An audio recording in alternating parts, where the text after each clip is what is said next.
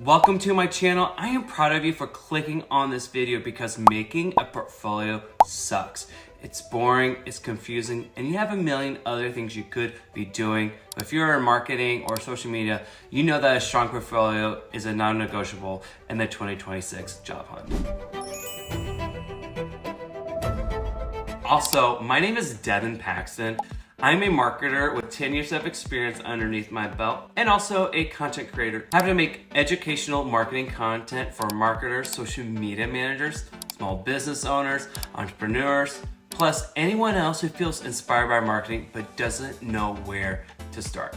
Trust me, I have been there. Just so you know, I'm not here to be cute, I'm not here to chase trends or get vanity metrics. I'm here to give you real solid advice that provides you with tools and confidence to get you the job that you want, make more money, or design a life that you actually want to live. And today, instead of teaching you how to make a portfolio and calling it a day, I'm going to teach you how to build one that gets you closer to an interviews in 2026. So stick around with me because this is video number 1 of 3. So why do most portfolios fail?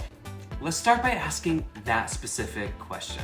Most portfolios fail because they're either too task focused, they're missing metrics, there's no actual business impact, there's no funnel thinking, there's no positioning, there's no specialization, there's actually no proof of ownership.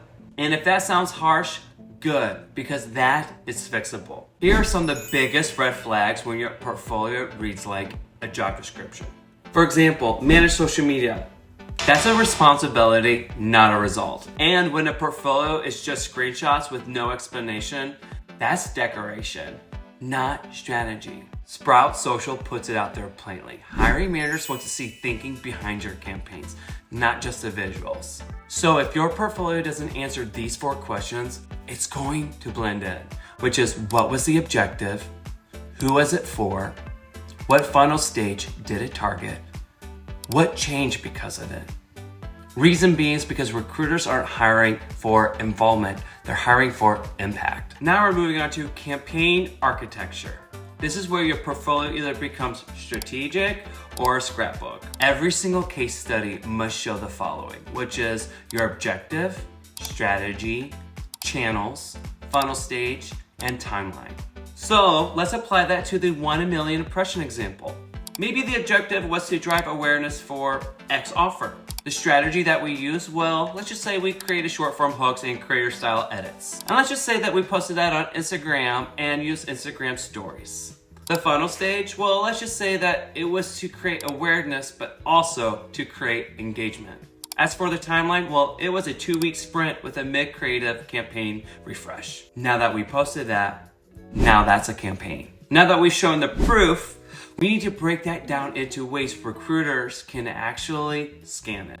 And we're gonna use these following buckets, which is awareness, engagement, conversions, and revenue, if available. With that being said, let's apply this to the example that we've been using.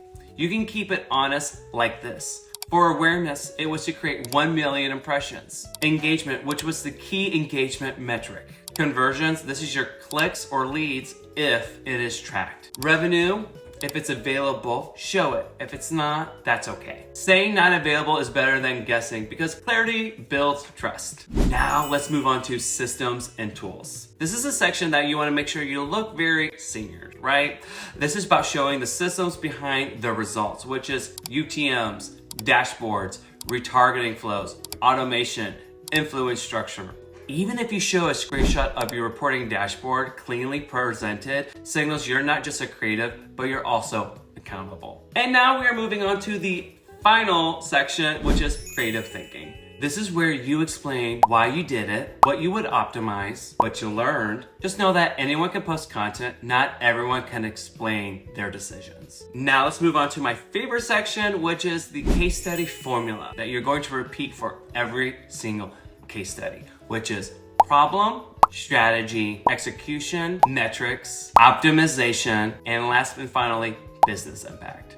And the reason why this works is simple, because it forces you to show thinking, not just output. And now we're going to apply that quickly to the example that we have been talking about. Problem, we needed more awareness for X offer. Strategy, short form hook strategy aimed to gain awareness. The execution, well, it was the reels and the stories and the refresh mid-campaign. The metrics, well, it was 1 million impressions, of course. Optimization, well, that was swapping the hooks, adjusting creatives, changing posting cadence. As for business impact, well, this was meant for the business, even if it's more qualified traffic. That, my friend, is a case study. And now you can rinse and repeat. They are not reading paragraphs. They are scanning for proof.